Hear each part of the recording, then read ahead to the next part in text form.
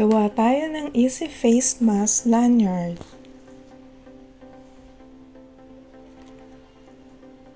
Madali lang to, pwede nyong pagkakitaan. Materials needed: pearls, seed beads, pliers, lobster locks, clamshell bead tips, glue, and nylon, yung non-stretchable. Let's start.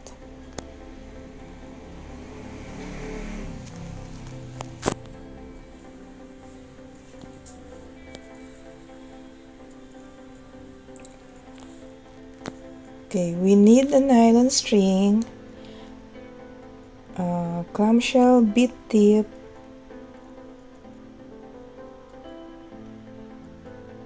ayan yung clamshell bead tip, and yung lobster lock, kinabitan ko na siya ng jump ring.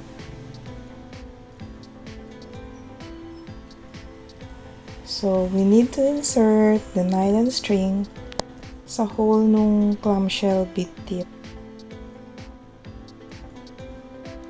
Tapos, buhol lang natin. Mga 2 or 3 na buhol. Tapos, as snugly as possible dun sa clamshell bead tip.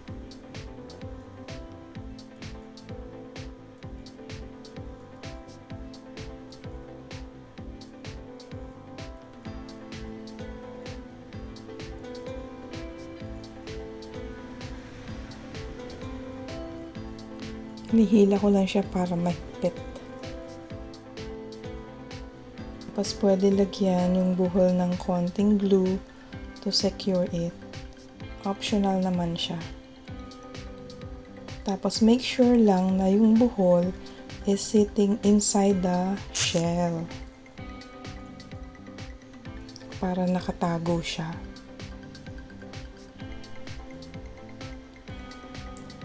So, close the clamshell using your flat nose pliers.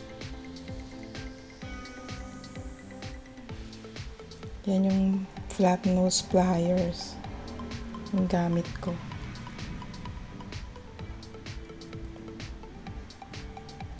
Then, snip off yung sobrang nylon string. So, after nun, kabit na natin yung lobster lock. Yung jump ring, hook. Ilagay nyo lang dun sa hook and close it using yung round nose pliers.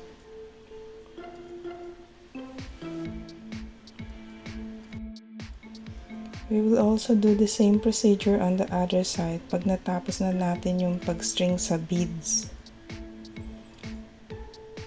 So, start na tayo to string 10 pieces nung seed beads.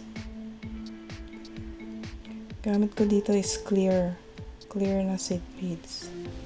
So, 10 siya.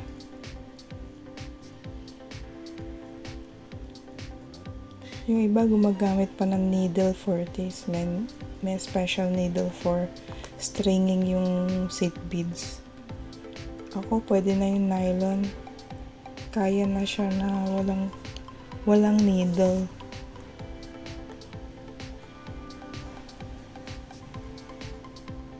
So 10. After that, just add 1 pearl. Ayun. Then, ulit-ulit 10 clear beads. Then, susunod 1 pearl. Yan, ulit-ulit lang kayo nung pag-string ng 10 seed beads plus 1 pearl.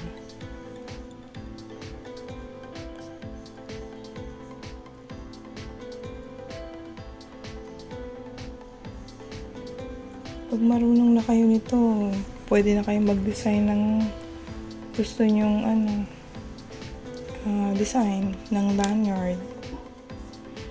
Tapos pwede nyo siyang ibenta. Yung pag-price nyo is depende dun sa ginamit nyo na materials. Yan, yung mga seed beads and pearls.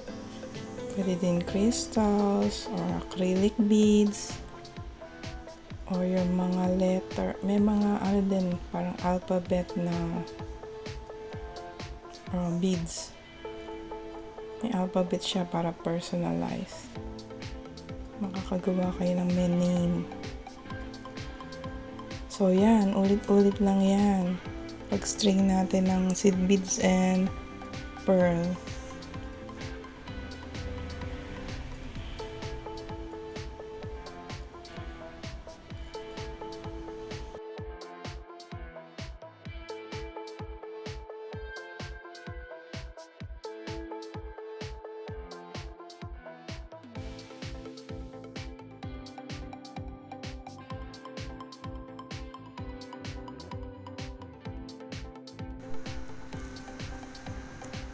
Ituloy lang ang pagtuhog. You should come up with 25 inches long na beads or kung anong tamang haba para sa inyo.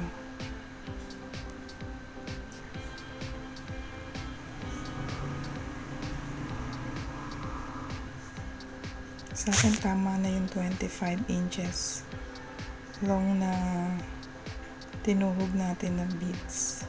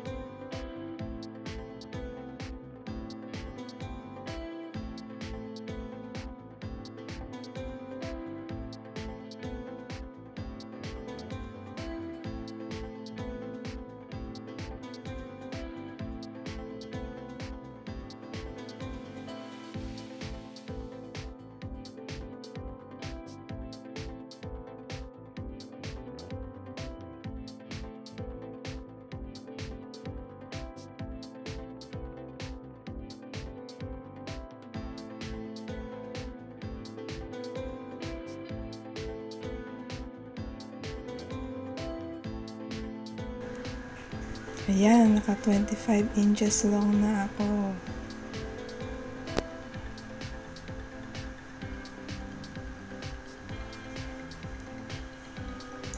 Ulitin natin ang procedure sa pag-attach ng clamshell bead tip at lobster lock. Taan lang na gawin ang loop, yung buhol as snugly as possible, at yung buhol is sitting inside the shell para maitago siya. Yan, lagyan ng konting glue, yan, para mas matibay. Pero optional naman yan, pwede naman buhol lang.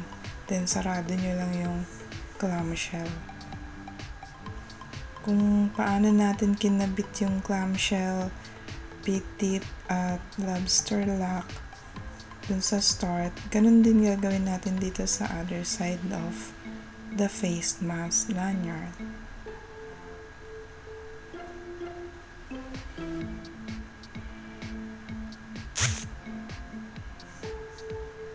So yung sobra, gupitin lang natin. Sobrang string, gupitin lang natin.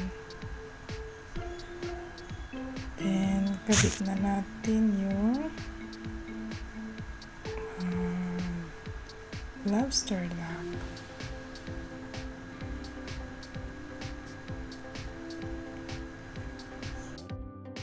Tapos na ang face mask lanyard natin. So, ayan na siya.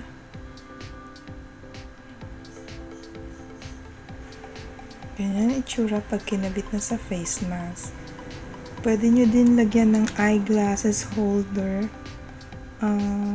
dyan sa lobster lock. Tapos pwede nang gamitin na eyeglasses lanyard. Yan. I hope you like it. Sana may natutunan kayo sa aking video. So, ayan ang model. Yan yung isang design na ginawa ko.